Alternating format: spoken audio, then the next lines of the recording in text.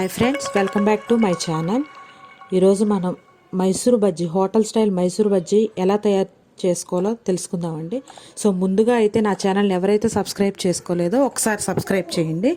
So ముందు మైసూర్ బజ్జీ ఎలా తయారు చేసుకోవాలో చూపిస్తానండి. సో పుల్లటి పెరుగు తీసుకోవాలండి. కొంచెం పుల్లటి పెరుగులో ఇలా బీట్ చేసుకొని కొంచెం ఒక 2 స్పూన్స్ ఆయిల్, కొంచెం జీలకర్ర అనేది యాడ్ చేసుకొని ఇలా బీట్ చేసి పెట్టుకోవాలండి.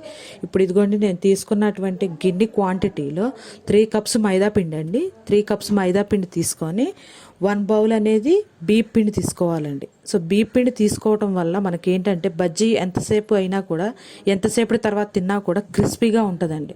సో దీనిలోనే నేను కరివేపాకు యాడ్ చేస్తున్నానండి. అలాగే 1 స్పూన్ బేకింగ్ పౌడర్ అండి, బేకింగ్ సోడా. సో బాగా ఇలా బీట్ చేస్తున్నానండి. చూడండి ఎలా బీట్ చేస్తున్నామో, బాగా లంప్స్ ఏం లేకుండా ఇలా బీట్ చేసుకోవాలండి మైసూర్ బజ్జీకి. సో మనకి వేసుకోవడానికి ఇదిగోండి ఇలా వచ్చేటట్టు, మనం బాల్స్లో వచ్చేటట్టు పిండి అనేది బాగా కలుపుకోవాలండి. సో ఆయిల్ అనేది హీట్ అయిందండి. నేను ఇలా బాల్స్లా చేసుకొని వాటిని మైసూర్ బజ్జీని యాడ్ చేశానండి. చూడండి ఇలా ఆయిల్ అనేది పర్ఫెక్ట్గా కాగిందండి. సో పర్ఫెక్ట్గా కాగినప్పుడు మనకి మైసూర్ బజ్జీ అనేది చాలా రౌండ్గా వస్తాయండి. చూడండి బ్రౌన్ కలర్లోకి వచ్చినాయి. చూడండి ఇలా ఇలా వస్తే సరిపోతుంది ఫ్రెండ్స్.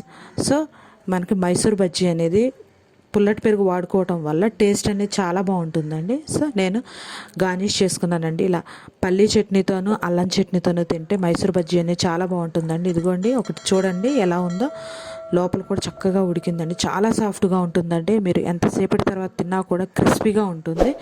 సో మీకు కనుక ఈ రెసిపీ నచ్చితే లైక్ చేయండి, షేర్ చేయండి, సబ్స్క్రైబ్ చేయండి. Thank you.